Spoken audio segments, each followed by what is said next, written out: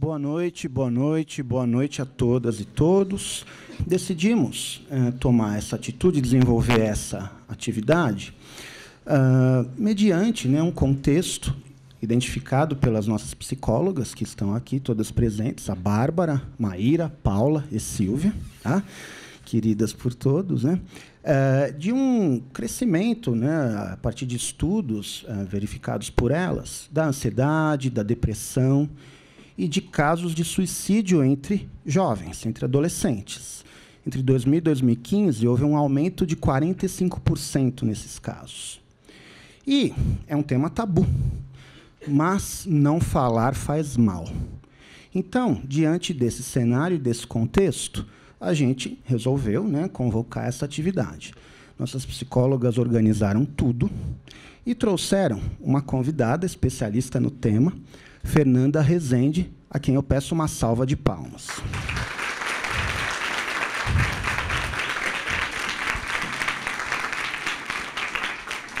Fernanda, você é muito bem-vinda, tá? Agradeço sua presença. Vou falar um pouco do currículo dela, que é um currículo extenso. E, apesar de eu ter uma memória de historiador, é muita coisa para eu decorar. Então, nossa meta aqui é cuidar de vocês, dessa saúde, da saúde mental, e conscientizá-los para que todos possam ajudar. É um problema de todos. E a Fernanda é altamente especialista. Ela é psicóloga clínica e hospitalar, especialista em tanatologia, tá? Ela também em psicologia hospitalar, graduada em psicologia, pela Universidade de São Marcos, e atua como psicóloga e supervisora clínica na abordagem winnicottiana, certo? Com enfoque em clínica de prevenção ao suicídio, depressão e luto. Também atua como psicóloga hospitalar, com ênfase em cuidados paliativos, UTI e luto. E é docente em cursos de graduação e pós-graduação nas disciplinas de psicopatologia, psicanálise, psicologia clínica, palestrante e militante em prevenção ao suicídio. Então, eu entrego a palavra agora a ela. Fernanda, muito obrigado. Obrigada. É beijinho? Ah, que fofo! É beijo de aprovação? É likes? Que bom. Obrigada. Vamos tentar falar um pouquinho hoje sobre a questão do suicídio. Eu falo muito com a mão e, como eu estou sem microfone, eu vou ficar me perdendo, tá? Mas aí a gente vai se organizando. Primeira coisa, queria fazer um combinado com vocês. Eu adoro café e chocolate meio amargo. Então, eu queria combinar o seguinte, da gente ficar 1h20, mais ou menos, 2 horas, sem que vocês acessem o celular. 0. Só beijinhos, pode. Nada de like. Quem combinar e não aceitar vai ter que pagar uma caixa de chocolate meio amargo. Combinado? Pode? Vamos ver, vamos tentar ficar esse tempo todo sem mexer no celular? Qual que é a ideia desse primeiro momento? Para a gente inserir a questão da prevenção e o suicídio dentro de uma sociedade adoecida. Então, o primeiro passo é esse. Nós estamos adoecidos, nós como sociedade. Nós somos viciados diante de uma tecnologia. A gente não consegue ficar sem a tecnologia. Ela tem um lado positivo, ela é benéfica, mas tem um lado negativo. Eu estou dependente dessa relação. A gente, na maioria, somos todos jovens aqui, né? Tem só um ou outro que são um pouco mais antigos, né? Celular? Tem celular? Quanto tempo tem o mesmo aparelho?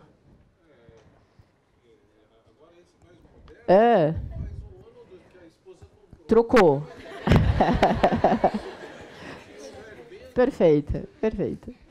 Aparelho celular virou obsoleto. 1 ano, minha filha de 8 anos, ela pede, pelo amor de Deus, para ter um iPhone 10. Eu falo, Lara, viaja, né? A mãe não tem dinheiro para isso e você não vai ter, porque você não precisa de um iPhone 10. A gente precisa de outras relações. Mas fique sabendo que a gente vai falar tanto da questão do suicídio e ele vem crescendo tanto e vira uma questão de epidemia, sim. A gente está falando de algo que é uma epidemia mundial e uma epidemia que é calada. Por que vem crescendo tanto? O suicídio ele existe desde o contexto histórico da humanidade, mas por que vem crescendo com números absurdos? Porque a gente está inserido dentro de uma sociedade adoecida. E é aqui que eu quero que você se insira. Eu também estou adoecida nessa sociedade. E você também. Ainda mais se você está em torno de 15, 16, 20, 25 anos. Porque você vem numa leva de tecnologia e de informação absurda. A quantidade de informação que a gente tem não acompanha a nossa maturidade. E a gente vai tentar entender um pouquinho isso ao longo da nossa conversa de hoje. Cadê os meninos? Pode passar? A cada 45 minutos, uma pessoa morre no nosso país por suicídio. A cada 35 segundos, uma pessoa morre no mundo por suicídio. A cada 3 minutos, uma pessoa tenta o ato suicida no nosso país. A gente está falando de uma epidemia absurdamente gritante. Alguns autores vão dizer que de cada 10 atos suicidas, 9 seriam passíveis de reversão. A pergunta é, o que está acontecendo que a gente não consegue reverter isso? Levanta a mão para mim, por favor. Alguém que já entrou em contato, já sabe de alguém de uma forma direta ou indireta que cometeu suicídio. Levanta a mão, por favor. E segura e olha ao lado, por gentileza. Ok. Tudo bem? Sim? Podemos? A grandeza do que a gente está falando hoje, o quanto nós estamos em sofrimento, o que leva uma pessoa a cometer o ato suicida. Recentemente, agora a gente está na segunda, no sábado, eu tive contato, além dos atendimentos, eu dou supervisão também para outros profissionais. E eu tive contato com 2 pessoas. Uma menina de 12 anos de idade, que se enforcou. E quem encontra o corpo é a mãe. E uma outra moça de 22, 21 anos, foi aniversário de 1 ano do filhinho dela. Ela tira a foto na mesinha do bolo com o filhinho, né, em pé, ela do lado, supostamente o esposo. E no final da noite se mata. O que faz essas pessoas atirarem a própria vida? Ninguém quer morrer. Não é da natureza humana a morte. O humano não concebe a finitude. Tanto que a gente não tem a concepção do que é a morte. A gente não passou por essa experiência, a gente não sabe o que é morrer. A gente cria simbologias do que vem a ser a morte. Mas na natureza humana não existe a possibilidade da morte. Tanto é que a pessoa que se mata, ela não quer morrer, ela quer acabar com o sofrimento. É isso que o suicida quer, acabar com a dor. Eu costumo dizer que a dor do suicida é como se ele estivesse com a alma pegando fogo. É isso que acontece. Se você está com o seu corpo pegando fogo, você não vai tentar alguma coisa para poder desvencilhar dessa dor? Você vai buscar o que tiver dentro da sua possibilidade. É a mesma coisa dentro do ato suicida. Então, já começa a quebrar esse estereótipo. Ninguém quer morrer. A pessoa quer acabar com o sofrimento. A questão é, o que leva uma pessoa a esse ato? Um ponto que é importante que você entenda também, que o ato suicida, ele é um processo. Ninguém acorda de manhã e se mata no final do dia. Isso é algo muito importante que você entenda. O ato suicida é um ato de comunicação. Uma comunicação diante de um sofrimento. É um pedido de socorro. Ele pede, a pessoa que está, né, de certa forma, caminhando para o ato suicida, ele pede ajuda. A questão é, será que essa sociedade que está no celular, que está no Facebook, ela consegue perceber esse sofrimento? Então, já começam as perguntas. Passa para mim, por gentileza, quem vai me ajudar a passar? Vamos contextualizar, né? Qual que é essa sociedade da qual a gente vive? Não vou perguntar, porque a maioria de nós temos Facebook, Instagram, Twitter e blá, blá, blá. Por que a gente tem isso? Por que eu tenho rede social? Interagem, por favor. Por que eu tenho rede social? Ah, tá brincando, né? Por favor. Vocês são todos hashtag. Fala. Interagir com as pessoas. Obrigada. Só você interage. Você vê que eles não, né? Eles estão estudando tanto que nem sabem o que é rede social. Alguém acorda de manhã com o olho cheio de remela e posta uma selfie? Não? com aquela cara amassada, assim, tipo... Ah. Ainda bem que a internet não tem cheiro, né? Imagina. Coisa horrorosa, acordar de manhã. O que a gente está fazendo com a internet? O que eu coloco na internet? O que eu coloco nas redes sociais? Uma grande vitrine. Né? Eu vou mudando a minha foto, eu vou nos lugares, eu vou marcando para dizer que eu estive naquele lugar. Então, será que, de certa forma, as redes sociais, ela vira uma grande vitrine, uma grande mentira? A vitrine, eu vou colocar aquilo que é o meu melhor. Eu não vou colocar o meu pior na vitrine. Mas será que aquilo que eu posto no Facebook realmente é aquilo que sou eu? Será que eu passo tanto tempo futricando a vida alheia porque a minha vida é tão vazia e é tão sem sentido que eu preciso estar olhando a vida do outro para poder validar a minha própria existência? Será que é essa sociedade do vazio que a gente está inserido? A minha pergunta é, será que já não tem uma morte em vida? Será que eu já não perdi, de certa forma, o desencantamento da vida? Qual que é o sentido da vida? Eu gosto dessa ideia de questionar com os meus pacientes qual que é a vida que vale a pena ser vivida. Né? O que é vida para cada um de vocês? Vocês já perguntaram isso? Sem passar no vestibular? Tirando essa parte, tá? Sem ser passar no vestibular? Vocês já se perguntaram o que vocês estão fazendo com a vida de vocês? Isso é um... Pois é. Vocês sabiam que a gente somos todos finitos? É a única certeza. Universal e irreversível. Você vai morrer. Essa é uma condição única e intransferível. Pensa naquela pessoa mais importante para você. Aquela que você mais ama. Hoje. Pensou? Ela também vai morrer. A questão é quando e como. A gente não tem certeza de nada. Tudo é efêmero, tudo é transitório. A gente tem a ilusão que vai existir um futuro. Tem um cara que eu gosto muito, que eu estudo um pouco, chamado Freud. Já ouviram falar dele? Tem um livro que ele chama, um texto que ele chama O Mal-Estar da Civilização. E ele vai dizer que essa tal felicidade que a gente aprende é uma grande ilusão. Por que essa tal felicidade não existe? Primeiro, porque o ser humano ele é inferior à natureza. Então, eu tenho uma natureza que é sempre maior que o ser humano. Segundo, que você é um ser humano que está atrelado num corpo que apodrece constantemente. Você está morrendo todos os dias. Essa é uma condição humana. E terceiro, que você está pautado numa relação pessoal. Ninguém vive só, ninguém é jogado ao nada. Então, por esses 3 fatores bem básicos, né, você jamais vai atingir aquela tal felicidade. Então, aquela ideia que você vai buscando a vida inteira, né, da perfeição, isso nunca vai acontecer. A questão é, será que, de certa forma, eu vou colocando grandes verdades dentro da minha história e eu vou me perdendo nela? E diante de um não, diante de uma frustração, tudo acaba? Algo que é importante que vocês entendam é que o suicídio ele é um fenômeno multifatorial. Ou seja, ele não tem uma única causa, ele tem causalidades. Mas é fato que algo desencadeia. E a gente vai tentar ver isso um pouquinho mais lá na frente. Mas até aqui, o que eu quero só que vocês entendam, qual que é essa sociedade líquida, descartável, da qual a gente está inserido. E aí eu queria convidar vocês para poder assistir um videozinho, uma animação.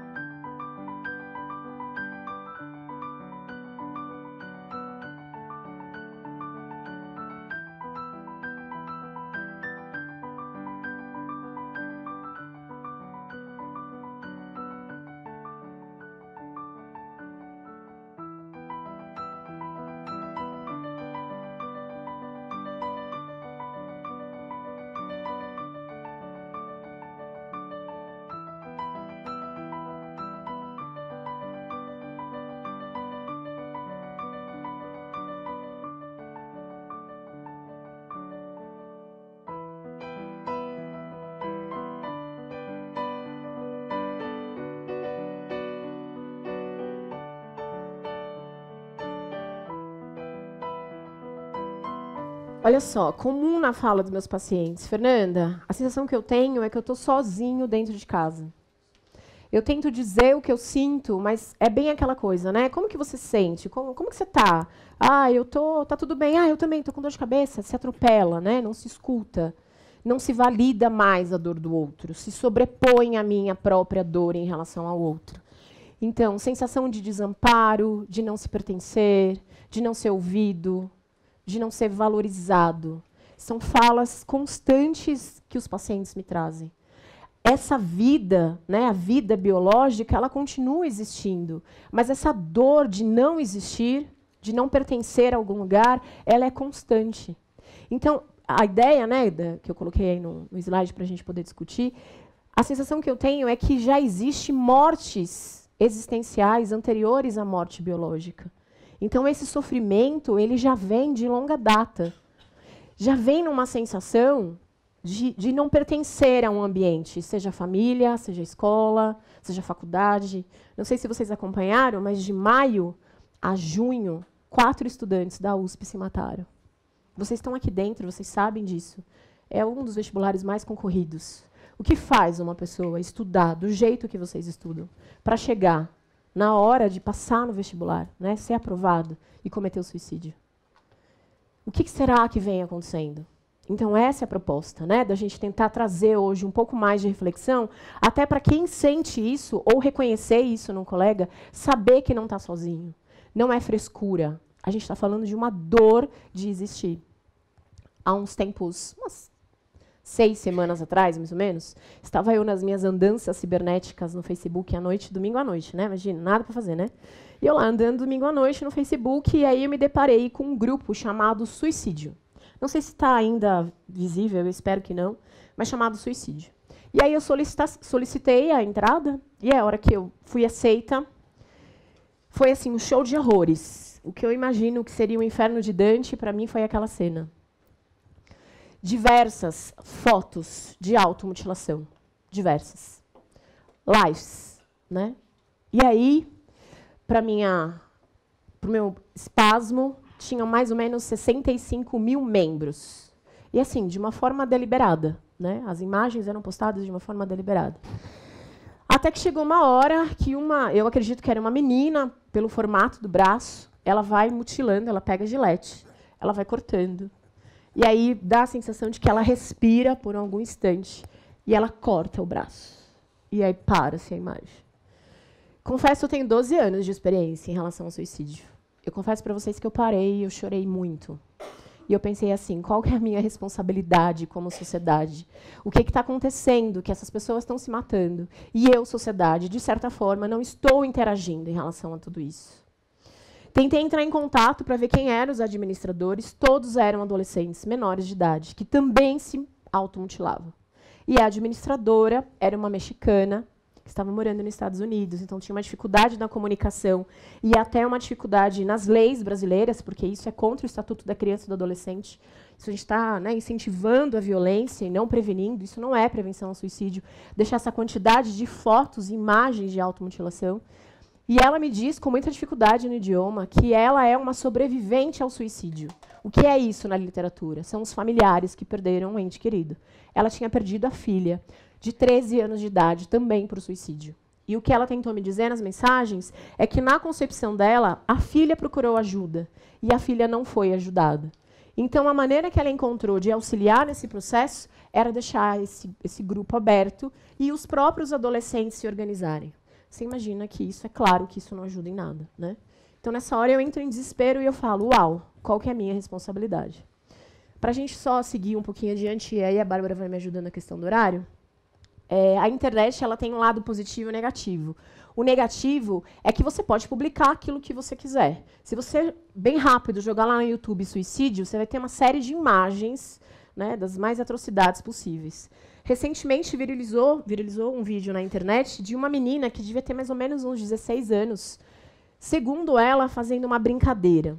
Ela pega um banquinho, ela pega uma corda, coloca na garagem da casa dela e filma essa imagem. Ela chuta o banco e começa a chamar o pai. Passa-se um tempo, a irmã vem muito desesperada, né? muito agitada, tenta segurar a menina no banquinho, a menina já bem angustiada. E aí chega o pai dessa menina na cena, tudo isso gravado num vídeo. E o pai entra na cena xingando a menina. Quer se matar? Se mata logo! Por que você está fazendo essa cena? Que coisa horrorosa! Tá um vídeo na internet, vocês podem procurar lá e encontrar. A irmã desesperada consegue tirar ela da corda, a menina chora, né, deita no chão, chora muito, e aí percebe-se que a menina, além de tudo, estava gravando tudo isso na internet. Depois parece que ela faz um outro vídeo e diz para as pessoas que era uma brincadeira. Gente, é uma brincadeira? Por mais que fosse uma brincadeira, ninguém brinca dessa maneira.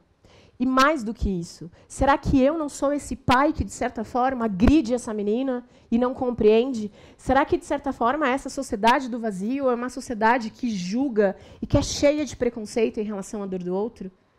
É muito comum, até na área dentro da psicologia. Eu escuto isso muito comum. Sexta-feira eu estava fazendo um trabalho com outros psiquiatras e a própria medicina não tem o traquejo para lidar com essas pessoas. Né? Eu tenho anos de experiência no hospital. Eu tenho muita dificuldade de lidar com a própria equipe. O paciente chega com tentativa de suicídio no hospital, ele é, sim, marginalizado. Tem preconceito, sim. As pessoas julgam a dor do outro. Eu costumo dizer que, no nosso país, hoje, um paciente com câncer, ele tem uma série de possibilidades. Ele tem pesquisa, a gente tem o Hospital do Câncer inteiro aqui na Dr. Arnaldo. E quem está sofrendo de uma doença mental, para onde que vai? Vocês sabem qual que é o caminho público que vai? Quem que é o órgão que, dentro da saúde mental, que acolhe? Vocês sabem? Não? Se você precisa de ajuda e você não tem condições, não tem convênio, e precisa buscar um auxílio público dentro da saúde mental, para onde que você vai? Não? CAPS, Centro de Atenção Psicossocial. Eu moro em São Bernardo. Lá a gente não dá conta. Né? Não tem. Lá são os casos mais graves. Para eles, os casos mais graves é quando a pessoa já tentou o suicídio. Esse é o caso grave para eles. Ou seja, a gente não tem uma sociedade da qual acolha a saúde mental. Por isso que o primeiro passo é falar sobre isso. Né? Falar é a melhor possibilidade. Sim, lembra? De 10 casos, 9 são passíveis de reversão. Passíveis por quê? Porque, de certa forma, a gente não tem uma sociedade que é bem assistida. Se a gente tivesse uma sociedade que tivesse uma rede de apoio, e a gente vai tentar entender, e o que a gente está fazendo aqui hoje é uma rede de apoio, a gente poderia tentar evitar esse ato. Né? Esse ato que é um ato definitivo, o suicídio é um ato definitivo, para que talvez seja um problema, eu não digo transitório, mas é possível de prevenir, mas o ato em si é um ato que é irreversível. Então, é um problema que poderia ser transitório para um ato que é irreversível. Passa para mim, por favor. Dentro da faixa etária, o idoso é o que mais se mata no nosso país. Mas a gente tem um número absurdamente crescente entre adolescentes de 13 a 25 anos. No Brasil, é a terceira causa-morte, é a depressão. A depressão é uma das doenças que mais acomete o sujeito que vem a cometer o ato. A gente chama de autópsia psicológica. É um estudo que a gente faz da vida da pessoa após o ato. E a gente percebe que 85% das pessoas que cometeram o ato suicida, elas vivenciaram um episódio de depressão. A depressão é a terceira causa-morte no nosso país. A gente tem problemas cardíacos, AVC e depressão. Hoje, no nosso país, o suicídio também é a terceira causa-morte entre os adolescentes, perdendo apenas para homicídio, acidente de trânsito e suicídio. Então, de novo, a gente está falando de uma epidemia que, de certa forma, não distingue nem criança, nem adolescente, nem adulto, né, nem idoso, indiferente da classe social, mas a gente vem percebendo que tem algumas classes. Sim, a classe C, a classe B, são classes das quais vem crescendo de uma forma bem significativa o número de suicídios também. A gente pode abrir isso para uma outra discussão. Será que talvez uma classe que não é tão privilegiada, que precisa da subsistência, talvez ela comete menos o ato, ou a gente não tem uma notificação? Aí a gente abre espaço talvez para uma outra discussão. Ok? Pode passar, por favor? Uma pergunta. Vocês acham que o suicídio é um ato de coragem ou um ato de covardia? Coragem. Levanta a mão, por favor. É um ato de coragem? Olha para o lado. Quem está na frente?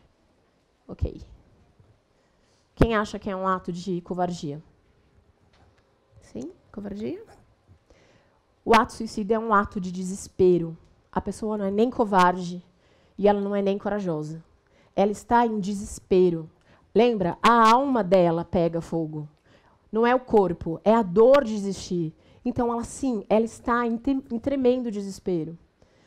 É uma epidemia que é calada, silenciada, até porque falar de morte é falar de um grande tabu. A gente não senta na mesa, né, no domingo à tarde, para poder discutir como vai ser o meu final de vida. Ninguém faz isso. É um horror falar de morte, é feio, ainda mais nessa sociedade o tempo todo bela.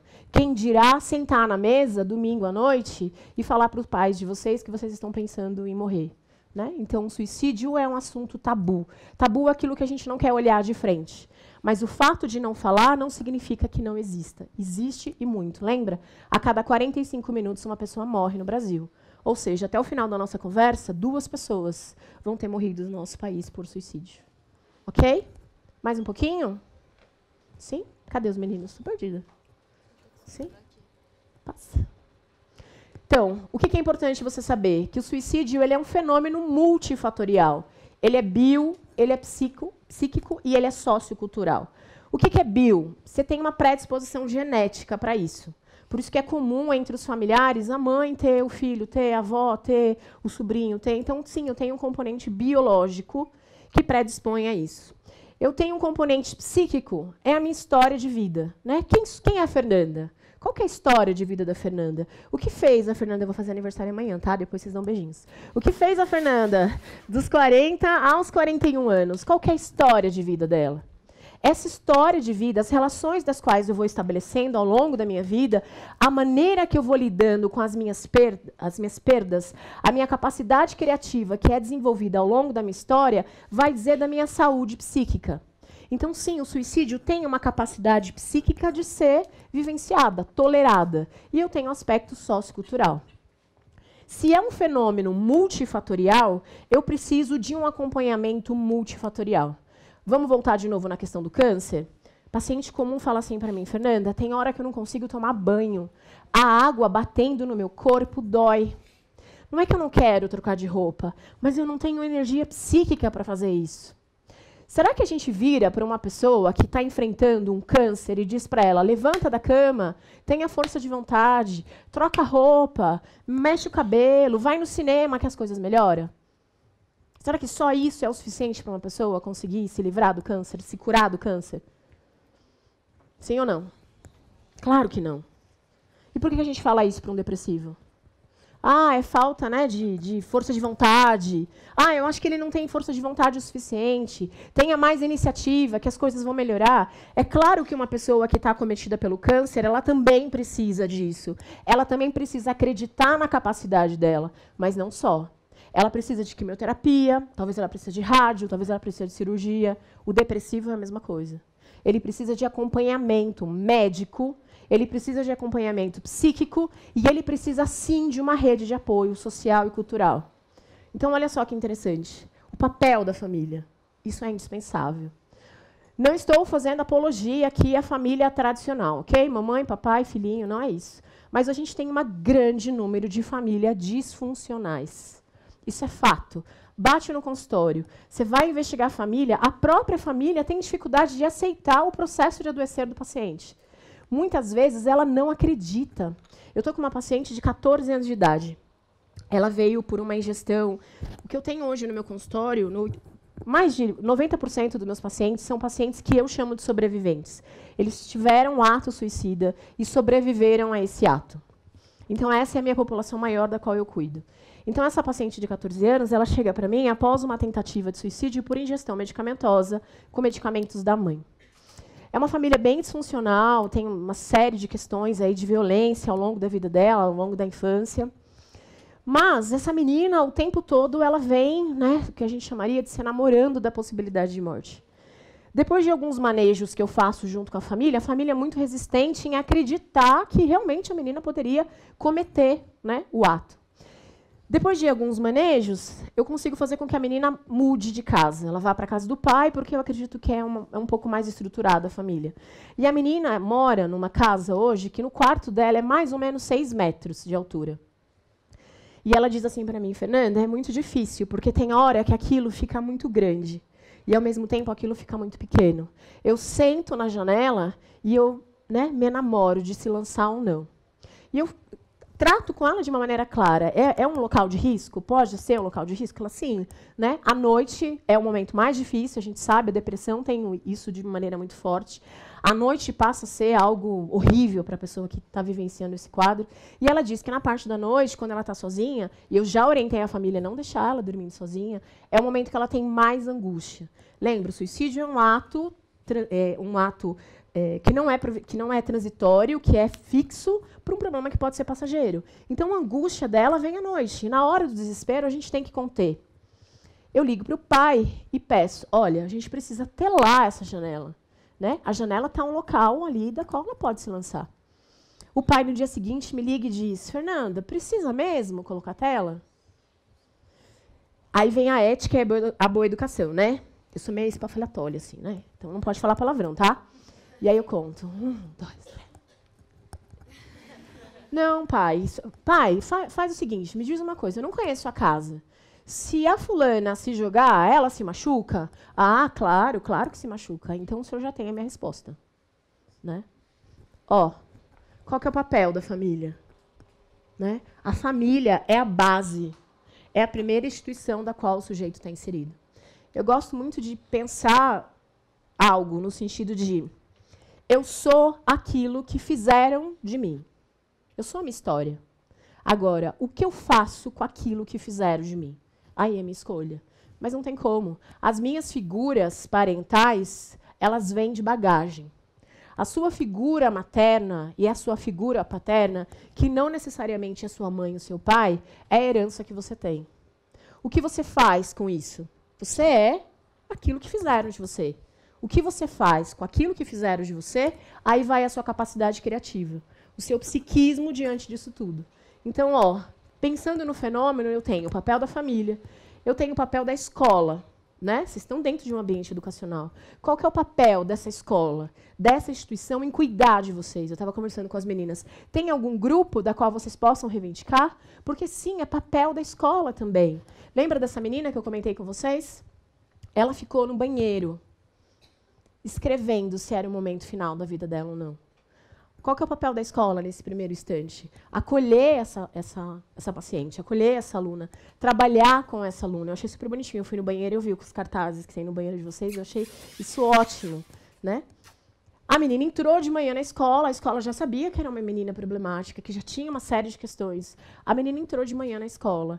Ninguém percebeu que ela tinha entrado. Ela ficou a manhã inteira no banheiro, escrevendo bilhetes de despedida. A escola só se deu conta de que ela estava dentro da instituição quando a mãe chegou para buscá-la. Ela tem 14 anos de idade. O que a escola faz com ela? Afasta a menina. Tira a menina e coloca a menina em regime domiciliar. É papel da escola, é papel da instituição lidar com o sofrimento humano. Hoje de manhã eu estava dando palestra numa instituição, numa empresa. Tinha mais ou menos 52, 53 pessoas. No final da palestra, 3 pessoas vieram conversar comigo. Fernanda, eu já pensei em me matar. É papel da empresa, é papel do RH também fornecer subsídios para os seus funcionários não adoecerem. É papel da sociedade macro, né? Trabalhar com a prevenção. Lembra, de 10, 9 seria passíveis de reversão. A mídia também tem um papel em relação a tudo isso. O que a gente vê hoje, sensacionalismo. Aquilo que o grupo estava fazendo, que eu comentei com vocês, aquilo não é prevenção. Aquilo é uma forma de incentivar a violência. Então, sim, a gente pode utilizar as redes sociais para poder trabalhar o papel da prevenção. Educar é a melhor solução. Tudo bem? Estou terminando. Pode passar para mim, por favor? Riscos. Então, já falei para vocês que dentro da depressão, 85% das pessoas que cometem suicídio vivenciaram o processo de depressão. Borderline também é um outro transtorno muito comum quando a gente tem uma oscilação de humor muito intenso, né? Muita euforia, muita apatia, muita ansiedade, muita angústia. São quadros característicos de um borderline. Existe uma outra psicopatologia que a gente chama de esquizofrenia, mas acho que não vem ao caso porque é algo muito específico. Já falei para vocês que existem diversas sinalizações. Então, sim, as pessoas vão sinalizando o seu sofrimento. As pessoas se automutilam com muito mais frequência do que vocês adultos possam imaginar. Os adolescentes se mutilam nas axilas, nas virilhas, as meninas embaixo do seio, porque, de certa forma, a pele é mais sensível. Bate o joelho no chão para que as pessoas achem que caiu. Os adolescentes pegam pituca de cigarro e queimam a sola do pé, porque, assim, de certa forma, ele consegue trazer a dor. Sim, a automutilação também é uma forma de expressar o seu sofrimento. De um jeito ou de outro, a automutilação vai diminuindo um sofrimento, mas isso vai criando quase que um vício. Pensando nos riscos, a gente tem alguns fatores. Pode passar para mim, por favor, por gentileza? A gente tem algumas mudanças de comportamento que são indicadores, né? Então, dentro de um contexto maior, eu vou trazer alguns sinais para vocês. A gente costuma dizer assim, não se identifique, não entre em desespero se você se identificar logo de cara com alguns deles. Mas a gente está falando de uma somatória de 3 itens, a mais de 3 semanas, sim, né? Dá um alerta aí que alguma coisa está acontecendo de errado. Vou pular o slide, depois a gente vai para o vídeo, tá bom? Pode ir mais um? Mais um e depois a gente volta.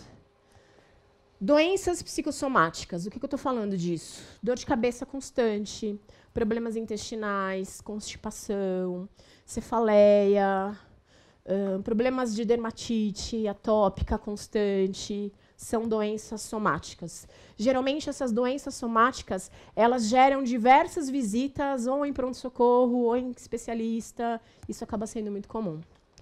Mudança de comportamento brusco, né? Sono, imagina, né? Sono é algo que a gente não sabe o que é, né? No contexto de vocês. Mas, de uma maneira geral, dorme demais ou dorme de menos. Quando a gente está falando de sono, eu acho que é importante a gente falar sobre pesadelo.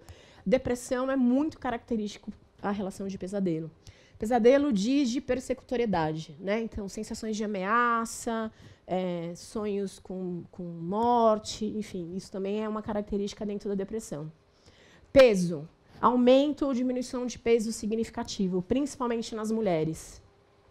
Coloquei produção entre aspas, porque é a rotina, né? Então, você mantinha uma rotina escolar, você tinha uma produtividade no trabalho, e isso vai declinando de certa forma. Isolamento social, utilização das redes sociais. Dentro da autópsia psicológica, é comum, quando a pessoa falece, a gente estudar o perfil daquela pessoa. Dói demais, porque você vê uma somatória de postagens da pessoa pedindo ajuda, assim, é gritante. Só não enxerga quem realmente não quer perceber. Automutilação, como eu falei para vocês, material cortante ou perfurante, isso acaba sendo muito comum. Uso abusivo de álcool, droga, sexo, na verdade, não é assim, não é Tinder, tá? É sexo muito, assim, tipo, não é algo paquera, é intenso. Direção perigosa, vício em internet. O que é vício de internet? Passo mais tempo na internet do que me relacionando com as pessoas, ok? Isso é um isolamento social. Isso é muito importante. Apatia frente ao futuro e desilusão. Como é que eu faço para saber se essa pessoa está em sofrimento ou não? Como? Qual que é a melhor? Qual que é o método? Não existe uma regra, mas qual que é o método? Como que eu faço para saber?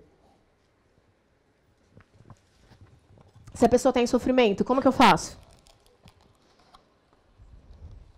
Jura? Pergunto. O que você está sentindo? Como que eu posso fazer para te ajudar? Você está pensando em morrer? Simples assim. A gente não está falando o tempo todo que é um grande tabu, que eu preciso deixar de ser preconceituoso e julgar. Eu só sei quando eu coloco para o outro a resposta. E aí a gente vai assistir um videozinho, pode colocar para mim? Que eu acho que é o vídeo mais bacana que eu já vi até hoje falando sobre a prevenção do suicídio. Não é regra, mas eu acho que ele traz uma sensibilidade daquilo que a gente precisa fazer para tentar prevenir o ato suicida e o sofrimento de uma maneira geral. I have my ups and downs, just like anybody else. Maybe more than anybody else. I can be hard to figure out. And I like my privacy. I don't want you looking over my shoulder all the time. But you know your kid better than anybody else. And if you think he's acting different than usual... Acting really down, crying all the time for no good reason. Or getting really mad. Not able to sleep, or sleeping too much. Shutting her friends out or giving her stuff away. Acting reckless, drinking, using drugs, staying out late. Suddenly not doing stuff he used to love. Or doing stuff that's just not like him. It might be nothing to worry about. It might just be high school Or it might be something more. He might be depressed. Not just feeling down, really depressed. It might be that your kid is thinking about killing himself. It happens.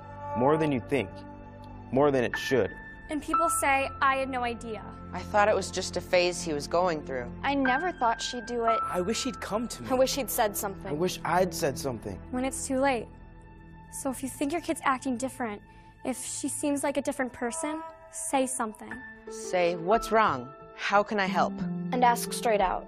Are you thinking about killing yourself? It doesn't hurt to ask. In fact, it helps. When people are thinking about killing themselves, they want somebody to ask. They want somebody to care. Maybe you're afraid you'll make it worse if you ask. Like, you'll put the idea in their head. Believe me, it doesn't work that way. It doesn't hurt to ask. In fact, the best way to keep a teenager from killing herself is to ask, are you thinking about killing yourself? And what if they say yes? Or maybe. Or sometimes, Well, here's what you don't say. That's crazy. Don't be such a drama queen. you're making too much of this. That boy's not worth killing Yourself. over. That's not going to solve anything. You're just trying to get attention. You're not going to kill yourself. What you do say is, I'm sorry you're feeling so bad. How can I help? We'll get through this together. Let's keep you safe. A lot of people think about killing themselves. Adults and kids. most of them never try it, but some of them do. So if your kid says, I'd be better off dead. I can't live with this. I'm gonna kill myself, Take her seriously. Find someone she can talk to about it. Someone who knows how to help. Sometimes kids want to kill themselves because something happened. A breakup, a failure. But sometimes it goes deeper, and it's not going to go away by itself.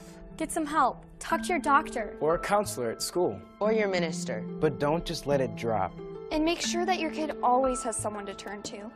Someone he trusts. Make a list together, right then. 3, 4, 5 names. Put a suicide hotline number on there too.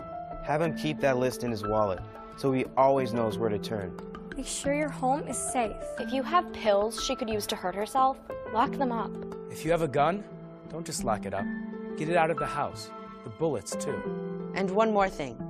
If you think your kid might be about to hurt himself, don't leave him alone. Take him to the emergency room. Call 911 if you have to.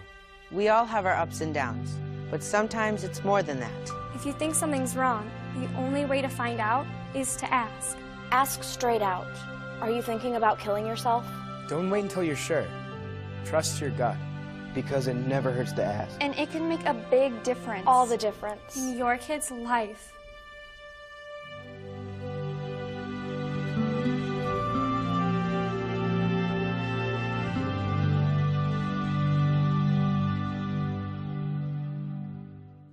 Vamos lá. Agressividade, apatia, irritabilidade também são sintomas depressivos, né? Há uma grande diferença de tristeza e depressão. Viu lá no vídeo? Pergunta, na dúvida, questione. Você pensa em se matar? Né? O que eu posso fazer para te ajudar? Não duvide da sua sensibilidade. Questione. É a maneira mais fácil e mais correta de você evitar. Autossabotagem, autocrítica, né? Pensamentos do tipo, não sou importante, ninguém se importa comigo, a vida não faz sentido, como será que vai ser os meus familiares depois que eu morrer, a minha escola ninguém presta atenção em mim, eu sou agredido, eu sofro bullying, enfim.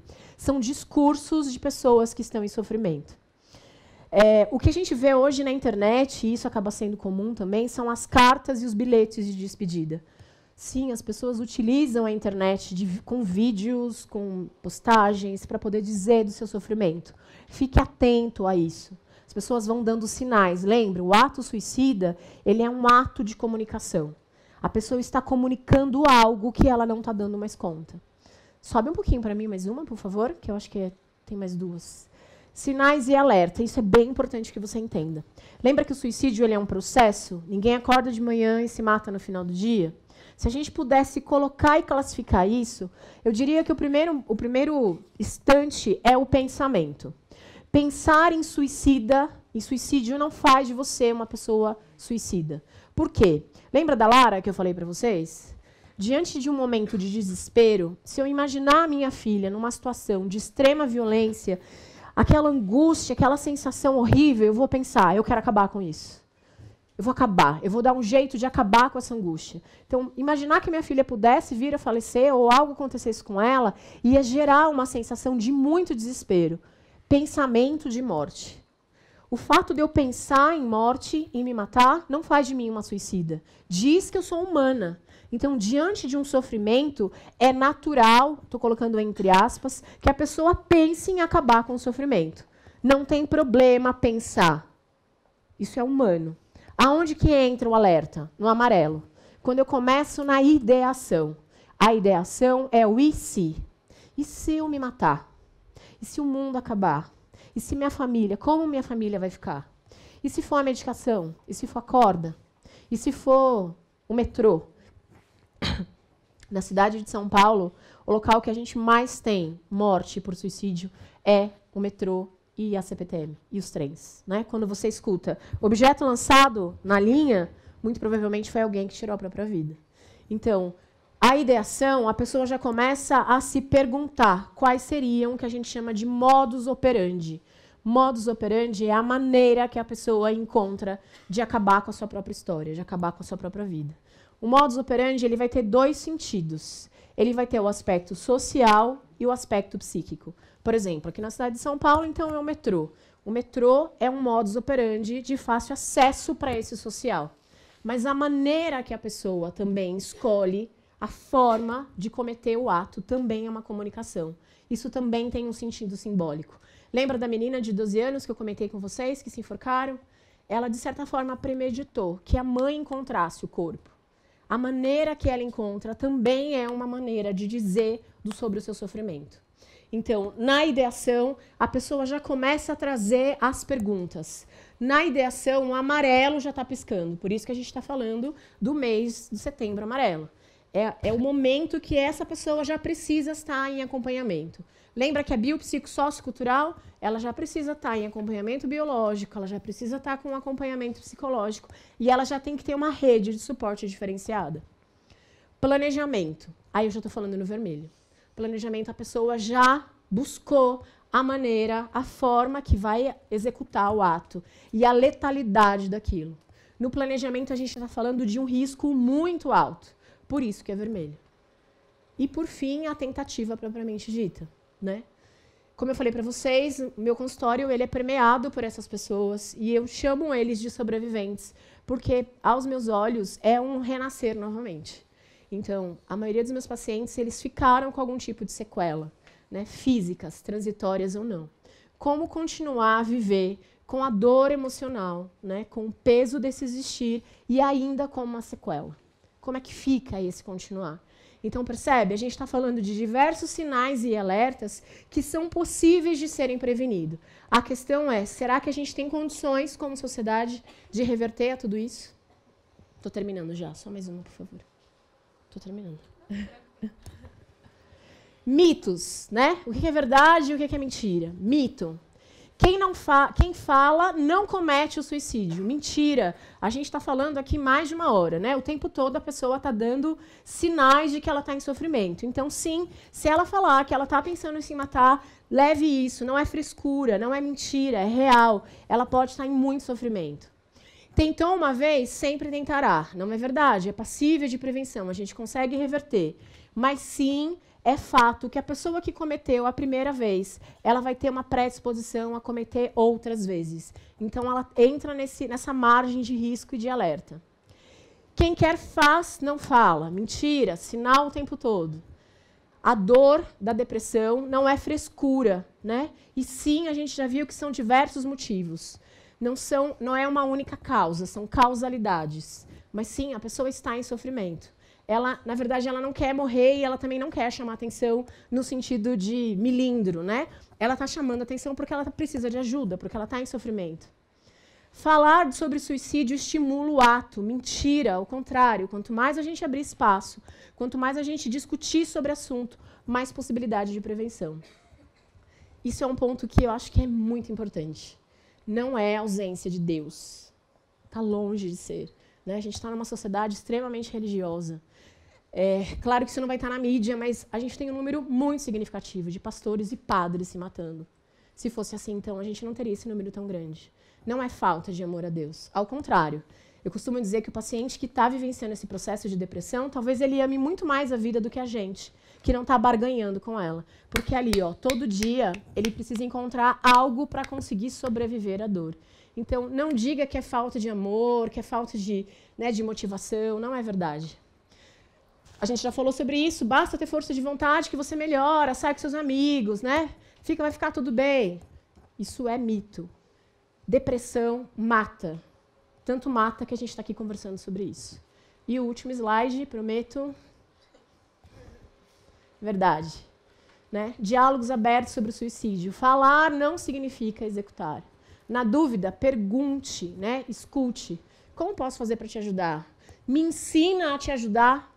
Né? A gente não sabe, às vezes a gente tenta e não consegue. Pede para o outro, diz para o outro te ajudar. O outro sabe da dor. Auxílio profissional, psiquiatra, psicólogo. Sim, é verdade, a gente não tem profissionais. Perguntei para as meninas, né, que acho que vocês estão um grande número aqui se formando, tentando medicina, é isso? Sim? Vão estudar, pelo amor de Deus, psiquiatria. Não é só o psiquiatra que precisa cuidar da saúde mental, né? A especialidade é a psiquiatria, mas não. O cardio precisa saber, o gineco precisa saber. Né? A gente precisa de profissionais especializados para lidar com isso. A escola é uma rede de apoio.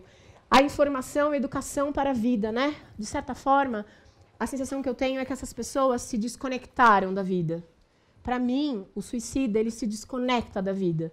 A gente precisa encontrar uma forma de ligar, de recarregar essa bateria. É possível isso. Tem uma frase que eu escrevi que eu acredito de verdade. Quando eu falo que eu sou militante nisso, é verdade. É meu propósito de vida. Eu acredito que a dor compartilhada, ela é possível de ser vivenciada. Então, sim, eu acredito que é possível a gente reverter esses números e trazer, né, qualidade de vida. Aos meus olhos, o suicídio, ele é um ato contra a humanidade. Né? Para mim, o que a gente está fazendo, a sociedade, as políticas públicas, a gente está atentando contra a humanidade. Então, a gente precisa tentar reverter esses números para ontem. E acho que é isso. Vou deixar. Queria fazer um pedido agora da internet. Passa mais um. Eu tenho um canal no YouTube chamado Suicídio Fernanda Rezende. Vocês pegaram meu folhetinho, folder e cartãozinho lá fora? Não? Depois eu passo para vocês. Pode ser? Sim? Acho que tem aí, né? Eu queria pedir a gentileza de vocês se inscreverem no meu canal. Suicídio Fernanda Rezende, psicóloga. Porque quanto mais inscritos tiver no Google, quando a pessoa jogar suicídio, ela não vai entrar em informação da qual vai incentivar. Ela vai trazer, de repente, palestras, né? Eu coloco palestras que eu faço, as aulas como essa, entrevistas. Então, de repente, ela vai ter um pouco mais de acesso à informação, aonde buscar. Eu pedi para a Bárbara me lembrar, aqui no vídeo estava mostrando o CVV. Não sei se vocês já ouviram falar, que é o Centro de Valorização à Vida. Né? O número hoje, política pública injetou um valor aí, uma substância, e agora tem o número 188. É um número gratuito, você pode ligar de qualquer lugar, celular, não é cobrado, orelhão, 24 horas, 7 dias na semana. São voluntários de diversas profissões ou não profissões que se disponibilizam a fazer um trabalho de amigo de momento. Lembra da crise? Né? Eles se utilizam para isso. Então, você pode utilizar o telefone 188. No site do CVV, você também pode acessar chat e e-mail. Então, você pode mandar que vai ter algum voluntário que em algum momento vai entrar em contato com vocês. Acho que é legal também depois, Bárbara, se vocês tiverem interesse, tem vários postos em diversas cidades. E aí, de repente, um dia trazer para poder falar um pouco do trabalho deles, que é fantástico. Então, no vídeo mostra 144, mas, na verdade, é 188 no Brasil. Feito. Gente, obrigada. Espero ter ajudado. Fica aberta às discussões, perguntas, choros. Chocolates? Alguém? Vou ganhar chocolate? Eu vi alguém mexendo no celular aí. Barganha, né? Dúvidas? Sem vergonha.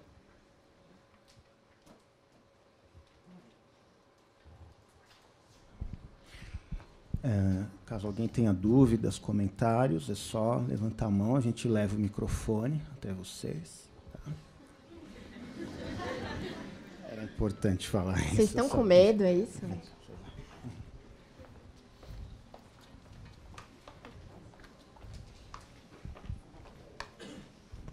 Oi. Oi.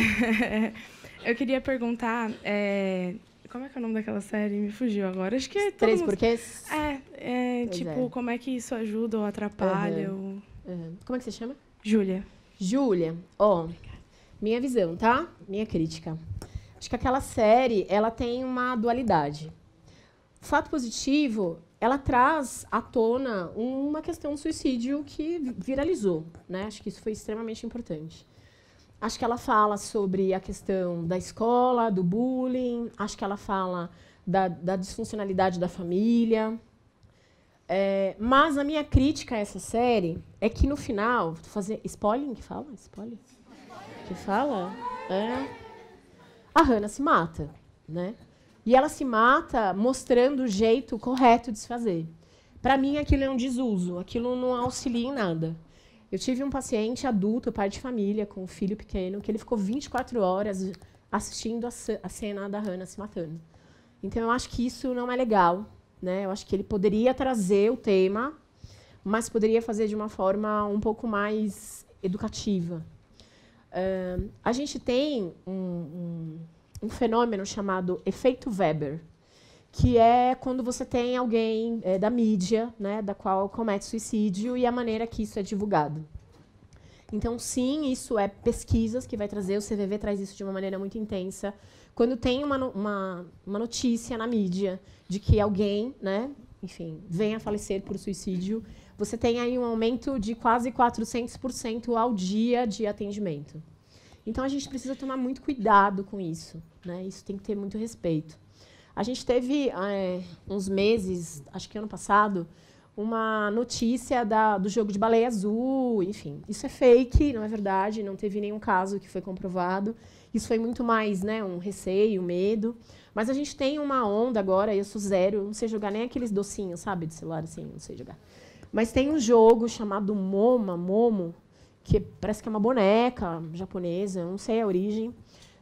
Mas o que chegou até a mim, que já tiveram 2 casos de 2 adolescentes no país, acho que uma no Rio Grande do Norte e outra em Pernambuco, que estão investigando se é a partir desse jogo.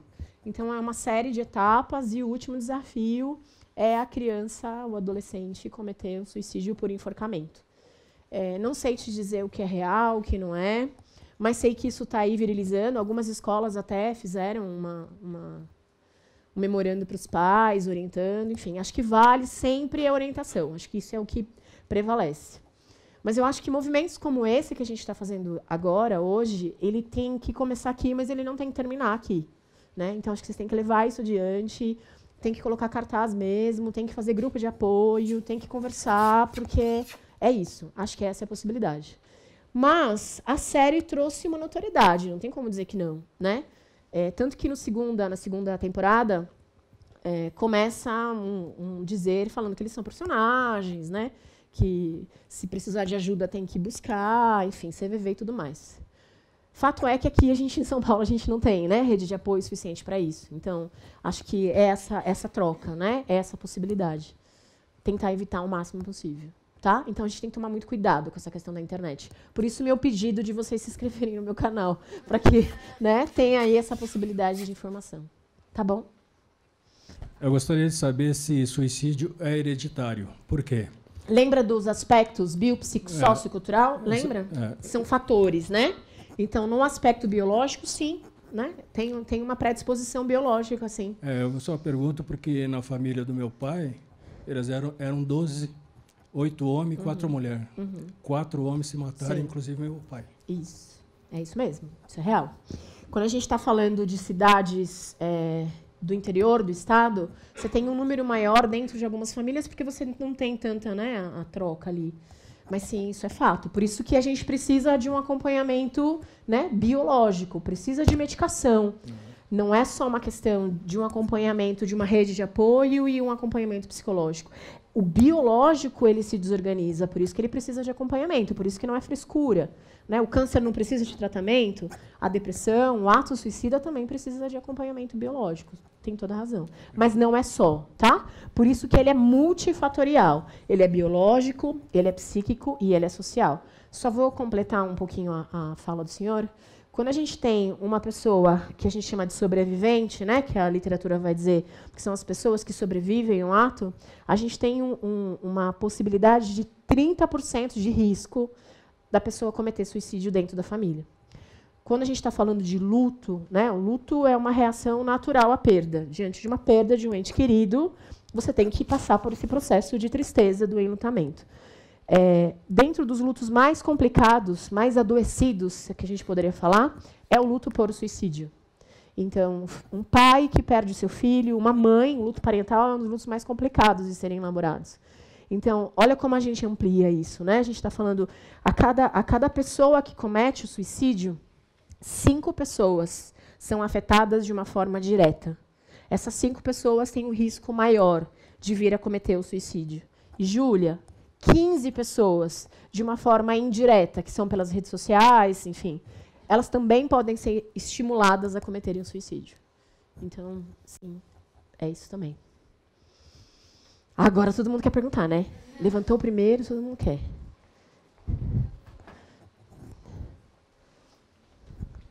Eu queria perguntar... Como você chama? Vinícius. Oi, Vinícius. Eu sei que provavelmente a resposta é um não. Mas, não, é sério, porque isso é uma coisa que muitos pais têm, os meus pais têm. Que música afeta na depressão e no suicídio, no sentido de que, não, se você escuta emo ou alguns outros artistas, você vai ficar depressivo ou você vai ter mais chance de cometer suicídio. Não. Já sabe a resposta, né? Não. Não, sim, mas eu... Dá meu WhatsApp pro seu pai e pra sua mãe que a gente faz uma DR. Pior, eles vão falar que você é louca. Tudo bem. Todo psicólogo tem esse estereótipo. Vinícius, mas eu acho que a gente, só para poder contrapor, tá? Não acho que eles estão certos nesse sentido, mas se a pessoa não tinha esse hábito, né? E você começa a perceber alteração de comportamento, e isso passa a ser constante, a arte, ela tem um quê de loucura, óbvio, que bom que tenha, né? A nossa válvula de escape. A arte, ela é uma comunicação. Então, eu como familiar, eu como psicóloga, você como colega, se você percebe essa continuidade sempre daquele ritmo, sempre, enfim, presta atenção. Eu sou péssima de datas, tá? Mas ano passado, acredito, teve a morte do Chester, né? Ele dizia o tempo todo da dor dele. Tive uma paciente que quase chegou no meu consultório com a data marcada da morte. E vem após a morte dele. Depois do processo, né, que ela vem vivenciando e hoje ela está caminhando, ela tatua ele no corpo. Porque é uma forma de saber o quanto a vida tiveram cicatrizes, né? Então, é o efeito Weber que a gente fala. Então, tem, sim, mas não que isso incentive, ao contrário. Mas pode ser uma sinalização. Então, a gente sabe que sim, né? No dia que teve o falecimento dele, CVV triplica, né? A ligação, a procura. Então, acho que a gente tem que ficar atento. Ok? E ele diz, né, nas letras dele, eu gosto bastante deles, ele diz isso o tempo todo, né, do sofrimento, da dor. Então, sim, eu acho que é uma forma de... Tá. O que mais? Eu vou me perdendo, vocês levantam, mas ela que está com o microfone. Oi. Oi. Eu quero entender por que o suicídio acomete mais a fase infantil e a terceira idade do que a fase adulta. Como é que se chama? Ricardo. Ricardo, vou falar sobre a minha opinião, tá? Tá. Quando a gente está falando de criança, a gente só precisa fazer um paralelo. O que eu estou chamando de criança que comete o suicídio? Acima de 9, 10 anos. Por quê? Anterior a essa idade, o cognitivo da criança ela não tem a concepção da morte irreversível e universal. A ideia é aquela coisa do pica-pau, sabe? Que cai na catarata e sobe. Então, ela pode vir a cometer o suicídio, mas não com a intenção. O suicídio tem que ter a intenção de autoextermínio. Ela pode estar um comportamento agressivo e vir a se matar. Acima de 9, 10 anos, é claro que isso varia de criança para criança, mas você já tem um cognitivo que tem a capacidade de compreender que a morte é irreversível e é universal. Então, a partir daí, a gente já pode falar da questão do suicídio. Tá? Qual que é a minha visão e a partir dos meus estudos? Idoso. Qual que é o local, qual que é o lugar do idoso na nossa sociedade? Né? Numa sociedade capitalista, qual que é o papel do idoso? A gente vem mudando isso, claro, né? Mas qual que é o lugar? Ninho vazio, o corpo que entra, né, em degeneração, perde funcionalidade, perde papel social, os amigos falecem, enfim. Adolescente, é o que a gente tentou falar, enfim, o tempo todo aqui. Né?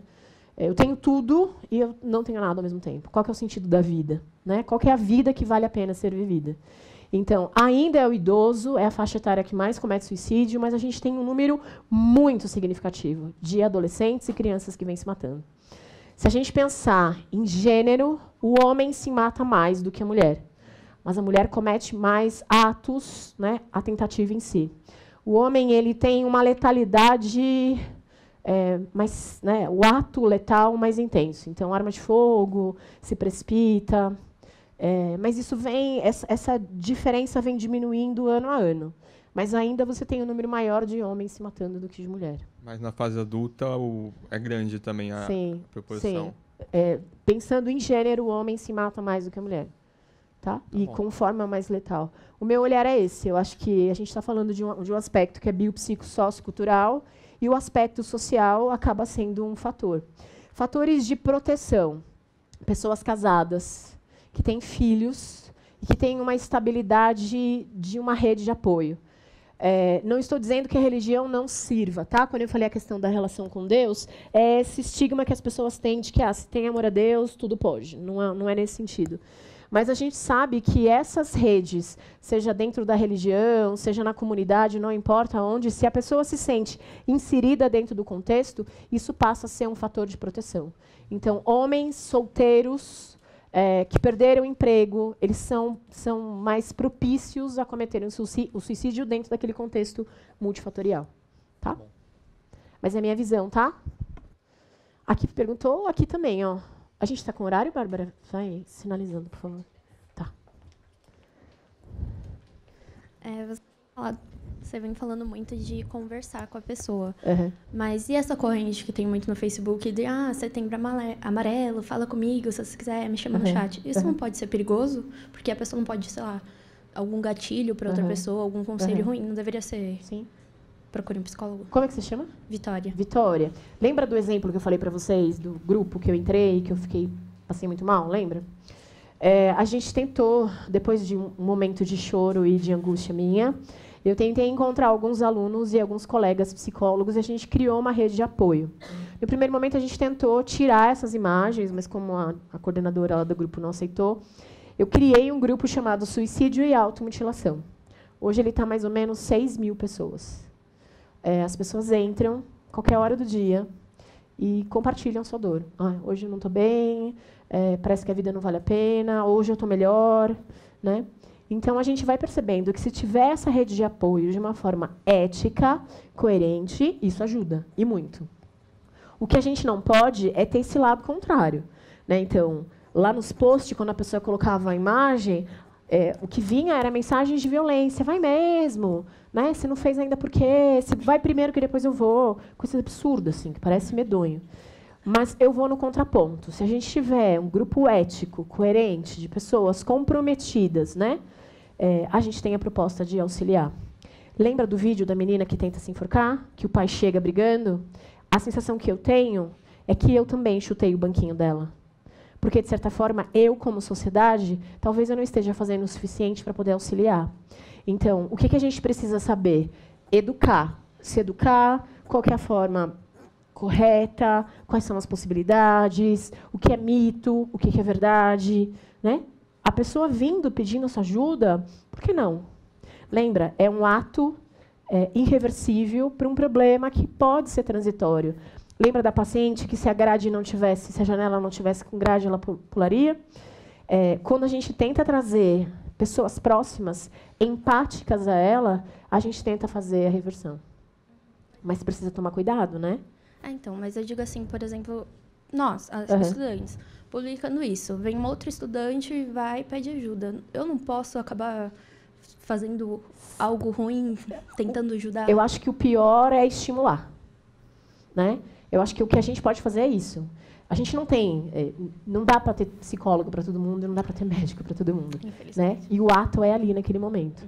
O que você não pode, é por isso que você precisa de ajuda, né?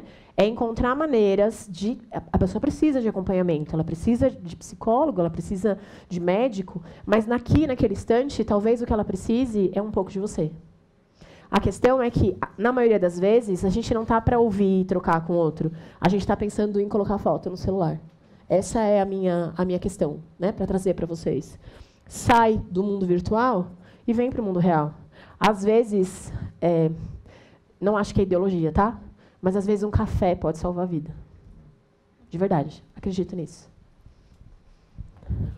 Horário, Bárbara? Tem tempo? Oi. Saber se, quando alguém vem te procurar ajuda, e você, além de ajudar, aconselhar seu amigo, se você tem que falar para os pais da pessoa, assim, se a pessoa tentou se suicidar, se... Não sei, queria saber. Não tem regra, né? Cada caso é um caso. Mas você pode compartilhar com essa pessoa o seu medo, o seu receio e o fato de que você não quer que ela morra. Infelizmente, o que acontece? Às vezes, os pais são muito mais problemas do que... Né? O que a gente pergunta? Quem que eu poderia entrar em contato que pudesse te ajudar? Às vezes, não é um pai, é uma mãe, mas é um professor.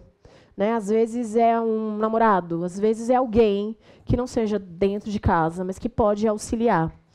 A pessoa não pode ficar sozinha, isso é fato. Na hora do desespero, é um movimento de ansiedade, ela pode cometer o ato. Então, você tem que ter a rede de apoio, você tem que trazer um colo. Às vezes, né, como o Vinícius falou, talvez o pai do pai do Vinícius vai falar, não, é besteira, não adianta falar, não é o caminho. A gente tem que buscar outra possibilidade.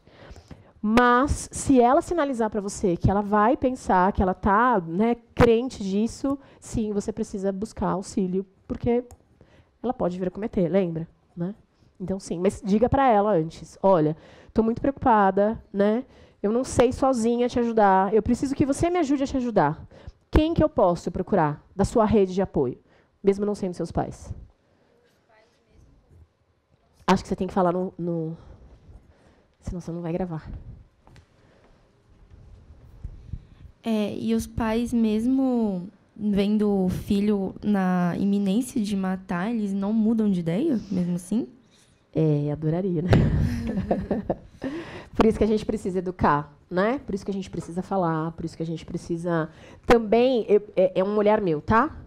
Para mim, o bullying começa em casa. Tá? O sofrimento ele começa em casa e ele vai se estendendo. Então, lembra da família disfuncional?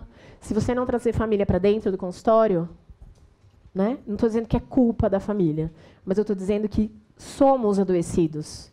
Então, às vezes, sozinho não dá. Você tem que ampliar essa rede. E, às vezes, não dá. Não vai. Você tem que buscar. Lembra? Eu sou aquilo que fizeram de mim. O que eu faço com aquilo que fizeram de mim, aí é um processo seu. Feito? Olha lá. Agora eu devia cobrar um bombom para cada pergunta, né? Eu ia sair daqui, ó. Eu tenho 2 perguntas sobre a automutilação. Tá. Eu queria saber se isso que a pessoa faz de se machucar é uma coisa prazerosa para ela, se ela se sente aliviada, tipo, sempre vai se sentir aliviada em se cortar ou fazer alguma coisa contra ela mesma. E eu também queria saber se esse processo de automutilação, qual é a relação dele? Porque, assim, eu tenho muita proximidade com a automutilação inconsciente. Tipo, faço sem perceber com as minhas próprias mãos. Tá. E se isso tem alguma coisa a ver com depressão, ou se pode ser só um sintoma de ansiedade que dá para ser, tipo, curado, assim. A ansiedade também é um sintoma depressivo, em algumas vezes, tá? Então, às vezes, irritabilidade. O depressivo não é aquele que está deitado na cama, prostrado, vestindo preto. O depressivo é aquele que é o Robin Williams, sabe? Que tem a cara do Pat Adams. Então, ansiedade também pode ser um sintoma depressivo. Irritabilidade. Meu olhar, minha visão da automutilação. O biológico, ele é uma válvula de escape. Você pode estar super angustiado, bate seu dedinho na quina de algum lugar, você vai desfocar. Para mim, a automutilação ela começa com uma sensação de alívio momentâneo. mas a pessoa vai aprendendo esse mecanismo. Então, ela vai intensificando os cortes, aprofundando os cortes, buscando outras maneiras no corpo de se mutilar. Nem toda pessoa que se automutila vai cometer o suicídio. Nem toda pessoa que comete o suicídio se automutilou em algum momento. Mas os meus olhos viram vício, porque é adrenalina, né? Você tem, momentaneamente, o desfocar a dor emocional para a sensação física. Isso é química, né? Mas o que vem depois da automutilação, pelo menos é o que vem no consultório, é o sentimento de culpa e arrependimento, né? Tem paciente que vai tirando a pele do canto, né? Comendo, às vezes cabelo. Então, a minha leitura é que a automutilação ela não é só com perfurante, com material cortante.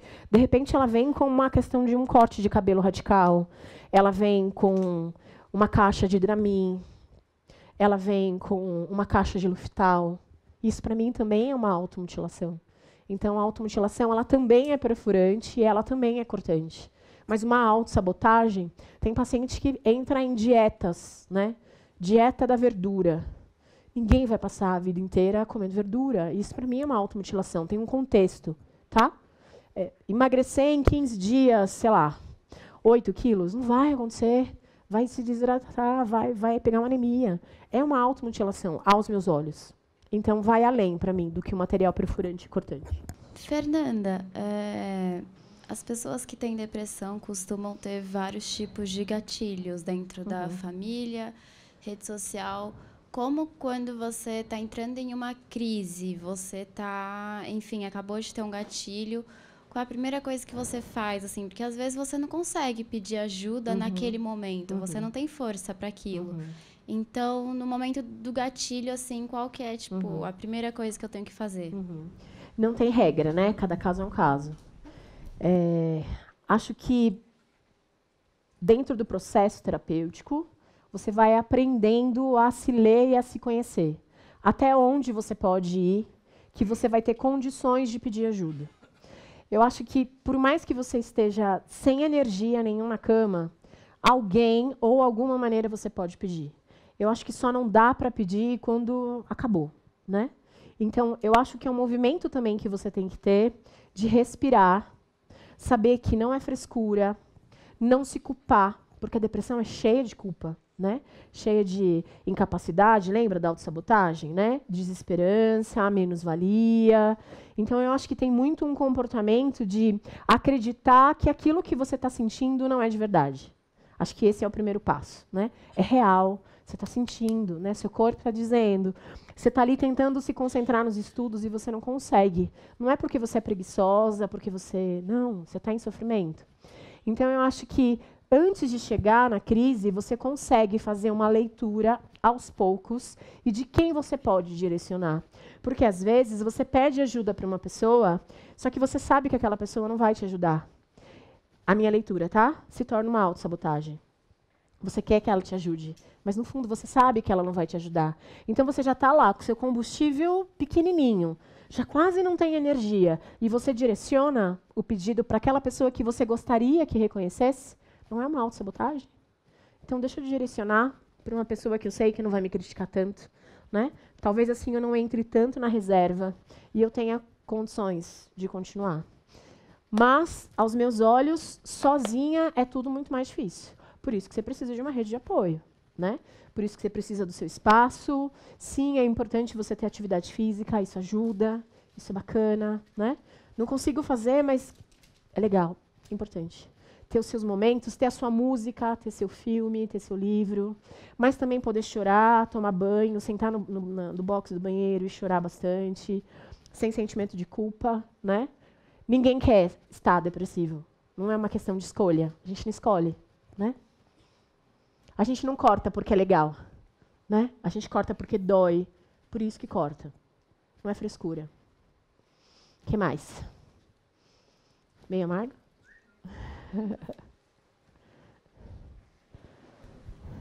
Oi, então, eu tenho uma amiga que ela ela tem depressão, mas ela tá muito isolada agora. Tipo, ela não quer falar com ninguém, não responde mensagem, não quer sair de casa. Tipo, ela vai de casa pra faculdade, da faculdade pra casa. E ela falou que quer ficar sozinha, não quer ter... se afastou dos amigos e tudo mais. Eu gostaria de saber qual seria a posição que eu deveria tomar em relação a isso. Se eu... Não tem regra, tá? Cada caso é um caso. Pergunte para ela o que você pode fazer para ajudá-la. Diga para ela o seu sentimento de impotência de ver uma pessoa que você ama e que você gosta se isolando dessa forma. Mas, às vezes, é difícil estar ali com as pessoas. Então, vocês vão ter que encontrar uma forma de respeitar a dor dela, sem invadir, mas sem abandoná-la. E é uma linha muito tênue isso. Como que vocês constroem isso? Conversando. Né? Não tem regra. Você precisa pedir para que ela também te ajude até onde você pode ir. Porque, querendo ou não, é o caminhar dela. O que você não pode é abandonar. O que você não pode é negligenciar esses sinais que ela vem trazendo. Mas vocês vão ter que construir isso juntas. O que você tem que se certificar? Ela está em acompanhamento? Médico e psicológico? Olha, isso daí eu não tenho certeza, porque ela realmente não está respondendo ninguém. Então é isso. Primeiro passo, tá? Né? Precisa, nessa situação, precisa ter acompanhamento. Quem é que você pode auxiliar, solicitar? Alguém da família, algum amigo? Você pode ir até ela? Aí vem a questão das redes sociais. Quem perguntou? Das redes sociais. Aí vem a dificuldade, né? Eu estou conversando com uma pessoa lá de Minas Gerais e eu não sei quem é a pessoa. Cuidado, né? É uma pessoa distante. É legal você estar ali próximo, mas você não tem contato. Você não está no mundo... Você está no mundo virtual e não real. Talvez ali é diferente. Você está perto da pessoa, você conhece, você sabe história de vida. Aí você tem que estar disponibilizando espaço mesmo. Tá? Tudo bem? Pergunte para ela. Como que você pode ajudar? Mas diga para ela do seu sentimento de impotência frente à dor dela. Acho que isso é importante. Eu queria perguntar... A minha pergunta conversa um pouco com a pergunta dela. Cadê? Que eu não tô vendo, que meu óculos saiu agora do lugar. 5h75. Cadê? Oi. A minha pergunta conversa um pouco com a pergunta dela. Eu conheço alguém que demonstra muitos desses sinais depressivos, mas a pessoa se recusa a procurar ajuda profissional. Tá. E eu converso sempre com essa pessoa, eu tenho contato sempre com essa pessoa, só que ela diminui, ela não, ela invalida as próprias dores, fala, não, isso é drama meu, eu tenho que resolver. Então ela se recusa a procurar ajuda psicológica, mesmo que eu saiba que os pais, iam fornecer isso pra essa pessoa. Eu não sei como eu consigo convencer ela, a procurar ajuda ou ajudar ela, É difícil, né? Talvez a gente, dos 10, lembra, 9 são passíveis de reversão. Mas talvez um não seja. Espero que não seja o seu caso. Mas tem um limiar de cada um, né? Eu costumo falar para os meus pacientes que fazer terapia dói pra caramba. Porque a gente vai se desconfigurando, né? Se rasgando. Mas eu acho que vou na linha do raciocínio dela. Diga para essa sua amiga, para essa sua colega, o quanto você se sente impotente e o quanto é dolorido para você. E o quanto, talvez, nesse primeiro momento, você pudesse ir junto com ela, nesse primeiro momento. Né? Eu acho que, o tempo todo, o que vale muito a pena é dizer a verdade. É não ficar entre dedos, né? Falar o que você sente. Mas tem o limiar do outro e tem o combustível do outro. A gente precisa respeitar isso também para poder não invadir. Lembra que, de certa forma, você tem uma dualidade na depressão? Né?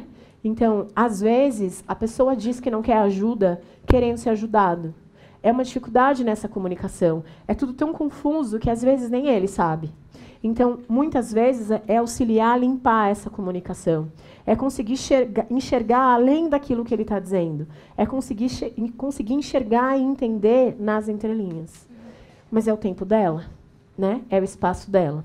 O que não pode acontecer é ela estar sozinha, sem auxílio nenhum. Ok? Desculpa sair um pouco da pessoa em si. Sair um pouco da pessoa em si e mais para a sociedade que circula ela. Você falou sobre você sentir um pouco que chutou o banquinho da menina. E tem mesmo esse negócio das pessoas inconscientemente ajudarem a pessoa a se sentir tão mal a ponto de querer tentar o ato de suicídio. Mas o que leva uma pessoa conscientemente falar, pula, para alguém que está no parapeito. Eu acho que isso também é humano, né? Infelizmente. Eu gosto muito do videozinho do começo, que mostra a menina chorando e as pessoas filmando, né? Eu acho que entra um pouco da insensibilidade. Agora sou respondendo, tá? A minha visão. Se eu assumo que eu também chuto o banco, eu também me insiro neste mundo adoecido. Eu também faço parte dele. O quanto talvez é mais fácil ser alienado a tudo isso do que ser responsável por tudo isso. Então, eu acho que é mais fácil ver o mundo pelo celular. Eu acho que, de certa forma, a proposta também da conversa é no macro para o micro, né? Eu sei que muitos de vocês aqui já se cortaram, já pensaram em se matar, ou pensarão, né? Não estou sendo hipócrita a esse ponto. Mas eu acho que é mais do que isso. É mais do que chamar para o individual, é também chamar para o coletivo. A gente está adoecido. E é um fenômeno, cadê o Vinícius? É um fenômeno social. Eu acho que as pessoas estão se matando pelo contexto social da qual a gente está inserido mesmo. Então, é meio louco isso, mas é humanizar o humano, sabe? É resgatar aquilo que está sendo perdido. E é por isso que tem tanta molecada se matando. Pelo menos é a minha visão. Então, eu acho que saber, ter a consciência que eu também chutei o banquinho, talvez é uma possibilidade de mudança. O meu medo maior é a maioria das pessoas que não tem nem noção do que é estar em cima do banquinho. Acho que só quem vive a dor humana consegue ter essa sensibilidade, sabe? E acho que isso vem com esse processo muito do hospital, de trabalhar muito com o paciente em fase final de vida. Tem muita gente morto em vida. Então, está na hora de acordar. Né? Por isso que eu sou chata mesmo. Vai sair do celular, não vai ficar com o celular. Preciso de atenção, né? Preciso de vocês aqui comigo. É isso, a vida pulsa. Não quero mais chutar o banquinho. De verdade. Acho que é isso. Sim? Nenhum pai pergunta? Só os adolescentes perguntam? Quer perguntar, professor? Não? Quer, professor, perguntar? Não? Quem mais? Cadê que eu não tô vendo? Oi, Fernanda. Oi. Eu queria saber, assim, a gente tem o CAPS, né? Quando a gente fala da atenção que o poder público dá para esse assunto, sim, e essas campanhas, mas tem algum critério? Porque nem todas as cidades têm, né, o CAPS. E também, assim, eu vejo que algumas escolas começam a tratar sobre inteligência emocional, sobre humanização com criança. Tem algum momento que é interessante, tipo, começar a tratar assim de assunto, de, sei lá, saber ouvir o outro, seria uma forma de evitar? Uma disciplina emocional, é isso? Você isso. Tá dizendo? Sim, acho que é uma forma de prevenção, né? É uma forma. Sim, claro. E não tem nenhuma idade que você... Não, acho que você tem que trazer isso desde pequeno. Sim. Agora, a parte das políticas públicas eu não vou responder. Ah, tá.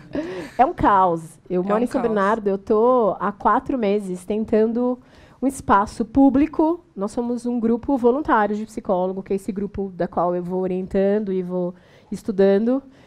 Eu mandei projeto para 8 vereadores. A gente está em ano de eleição. Quantas respostas eu tive? Nenhuma. Eu só queria um espaço público de livre trânsito, para que a gente pudesse criar um grupo de apoio quinzenal, para que as pessoas pudessem saber que tal dia da semana, tal horário, teria um grupo, né? É só isso, eu não quero dinheiro, eu não quero verba, eu não quero nada. Eu quero um espaço físico para que a gente pudesse acolher. Qual que é a resposta? 0. Né? Então, eu fico receosa porque eu sou muito crítica em relação a isso. A gente não tem. As pessoas ignoram isso. É uma epidemia que é silenciada. Não tem divulgação, né? Não tem nada.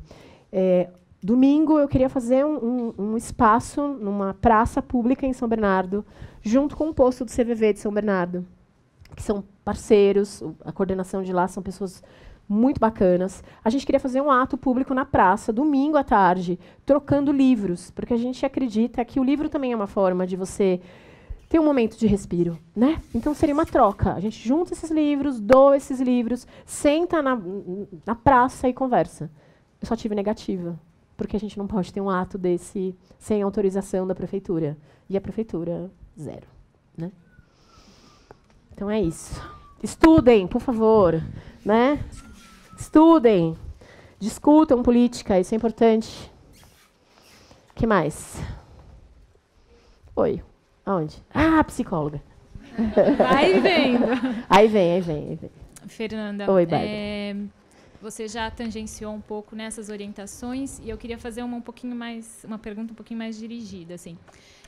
Como que eu, mãe, pai, colega, posso me aproximar de alguém que eu sei que está se automutilando, né? Como que dá para a gente fazer essa aproximação, assim?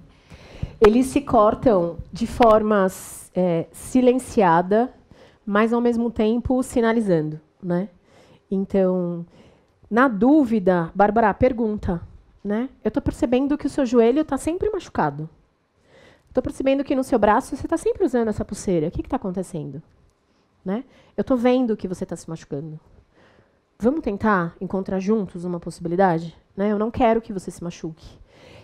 Eu acho que na automutilação, Bárbara, eu acho que também é uma sensação de impotência para a família, sabe? Reconhecer. É por isso que talvez os adolescentes vão pegando a pituca de cigarro e queimando na sola. Mas é um pedido, né? É uma necessidade ali de ser contida e ser vista. Então, na dúvida, eu acho que por isso que o vídeo é muito bacana. Na dúvida, vai de encontro com a sua sensibilidade. A sua intuição é a melhor ferramenta. Na dúvida, pergunta. Né? Eu estou percebendo que a sua unha está sempre lascada. Né? O cantinho da sua unha nunca está feita, está sempre machucado. O que está acontecendo? Né? Eu estou percebendo que você está emagrecendo, eu estou percebendo que você está engordando, eu estou percebendo que você não dorme direito, eu estou percebendo que você não está respondendo às suas atividades. O que está acontecendo? Lembra? É um processo. Né? O ato suicida é um processo. Ninguém acorda de manhã e se mata no final do dia. Há um pedido de socorro. Cada um vai encontrar uma forma diferente de sinalizar, porque cada um tem uma história de vida diferente, né? Mas ele sinaliza. Né? Grita. O suicídio é um grito silenciado. Silenciado porque a gente não quer ouvir. Né? E silencioso porque às vezes é difícil de comunicar mesmo. Tem muito preconceito, tem muito julgamento. Né? É mais fácil falar que é frescura do que abraçar o problema e dizer, vamos juntos? Por isso que tem que sair do celular e tem que ir para a vida.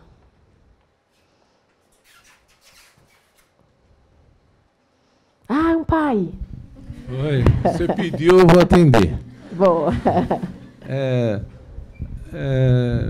Eu gostaria de saber, para se caracterizar assim, o início de um processo depressivo, se a pessoa apresenta irritabilidade, ansiedade, redução das horas de sono, se você, categoricamente, você pode afirmar, é o início de um processo depressivo ou você precisa de ter outros elementos para fechar isso? Você precisa, basicamente, de 3 elementos num período de mais de 3 semanas. Você já pode sinalizar como um início de um processo depressivo ou uma intensificação de um processo depressivo. Mas, sim, aqueles slides que a gente mostrou ali, os fatores de risco, sim. Um fator que eu acabei não colocando ali que é importante é uma perda iminente, né? Então, perda de um familiar, de um colega, de um amigo, morte de um animal de estimação, mudança de cidade, de estado de país, perda significativa de emprego, término de relacionamento. Então, são fatores também que podem culminar esse processo. Pelo menos 3. Pelo menos 3 num processo de mais de 3 semanas. Entendi. Constantes, tá? Entendi. Pode ficar alerta que tem alguma coisa, tá? Não é tristeza. Depressão não é tristeza. Tristeza é uma reação natural humana, ok? Diante de uma perda, eu me entristeço. Depressão, não. Depressão precisa de cuidado médico, psicológico e já tem instaurado uma dor. Tá bom? Mais?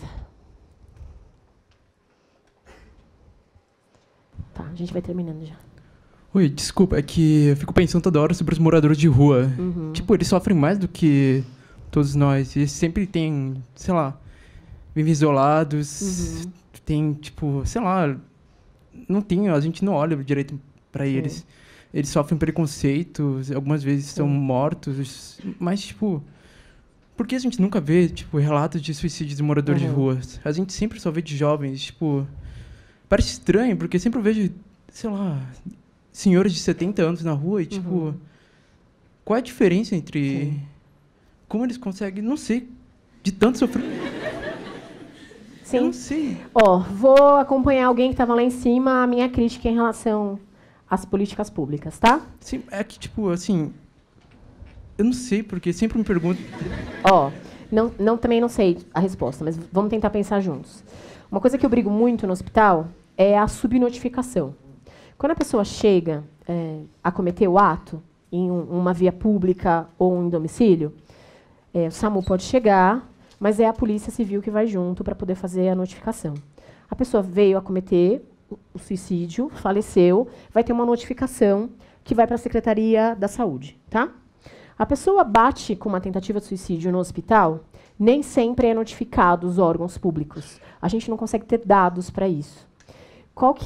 E aí é uma hipótese, porque eu realmente não estudei algo específico em moradores de rua. A minha pergunta, no seu raciocínio, é: será que é notificado a morte por suicídio desses moradores de rua? Porque aí a gente não vai ter dados, né, dentro da Secretaria da Saúde, dizendo que essas pessoas cometeram suicídio ou não. Então, eu acho que sim, eu acho que eles cometem o suicídio, talvez de uma forma nem sempre tão intencional, até porque, na maioria das vezes, o morador de rua ele não vai ter um núcleo de apoio, ele não vai ter familiares, né? Eu não sei o quanto nós, sociedade, conseguimos saber se foi um ato de suicídio ou não. Então, eu acho que aí a gente volta de novo para uma questão mais de ordem pública, de subnotificação, infelizmente tem muito isso ainda, né? A família, muitas vezes, tenta mudar o atestado de óbito. E aí o que seria suicídio vai como um homicídio ou como um acidente. No próprio hospital, quando você faz a notificação, o ato do suicídio ele vai na mesma notificação do que violência. Isso é inviável, né? Então, de novo, a gente volta para a questão de saúde pública, que aí a gente abriria uma outra discussão, numa outra proporção. Mas, se eu pudesse responder alguma coisa para você nesse sentido dos moradores de rua, a minha fala eu acho que não é bem notificado. Por isso que a gente não tem isso em números de forma significativas para dizer, olha, mas eu posso te dizer tranquilamente, isso é em pesquisa, você vai lá na Organização Mundial de Saúde, você vai no Ministério da Saúde, lá na página tem isso. Pensando nas etnias, o indígena é o que mais se mata. Porque ele perde a identidade, né? Não tem, vai perdendo terra, vai perdendo cultura, e eles se matam. Aonde que eles se matam? À beira do rio. Então, hoje, no nosso país, a população que mais se mata é o índio. Porque ele perde a identidade. Ok? Tem mais uma mãe. Acho que a gente encerra a última? Sim, professor? Sim. Boa noite. Gostaria de saber, em relação, assim, você falou da USP, a alta incidência, não só lá como em outras. Mas teria alguma relação, porque às vezes é um terrorismo em termos de aprovação, tem que ter nota, em vez de ser um acolhimento, né, à pessoa. Sim. Não só lá, como outras faculdades, Sim. que, eu diria assim, essa incidência, né, de forçar uma situação. Posso falar a minha opinião? Sim. Fernanda Rezende, 100%? Vários outros alunos e outras universidades se matam. Mas foram 4 alunos da USP. Né? Começo do ano, tivemos 2 alunos do Colégio Renomado, em São Paulo. E aí se coloca. Mas tem muita molecada morrendo em escola e estado. E não se fala sobre isso. Então, aí é a minha crítica de novo. Né? É social, coloca estampa. Afinal de contas, a gente está falando de uma... Né? Agora, isso acontece. A cada 45 minutos, uma pessoa morre no nosso país. Então, acho que tem, sim, toda a carga, né? A necessidade de excelência, né? A melhor universidade. Mas, e aí? O que a gente faz? Alguém falou da questão da... A menina que falou sobre a questão emocional, né? Na adolescência, então. Né? E aí? O que vem disso tudo? O que a gente está formando? Pessoas, seres humanos? Né? O que a gente está formando? Então, eu acho que sim, acho que é uma carga, né? Passa por tudo isso. E a hora que chega, o que faz com tudo isso? E não é só na entrada no vestibular, mas na conclusão da faculdade. Você também tem um número muito significativo. Hoje, o estado que mais tem números de pessoas que se matam é o Rio Grande do Sul. Né? Vai ver as universidades, para você ver como é que está lotado de pessoas que cometem suicídio. Feito? Gente, obrigada. De verdade. Obrigada pela possibilidade, pela troca. Espero ter ajudado em alguma coisa. Gostaria de dizer, dentro do espírito aqui de buscar formar uma rede de apoio, que nas 2 próximas terças-feiras, tá? Da semana que vem, dia 18, e depois dia 25, às 5 da tarde, na sala 9, em frente ao plantão, as psicólogas do ângulo vão conduzir rodas de conversa sobre o tema, para todos os interessados. Gostaria de agradecer muito a sua presença. Obrigada. Foi muito esclarecedor, foi muito importante. Esse é um sinal de reconhecimento muito típico daqui. E peço uma salva de palmas para ela.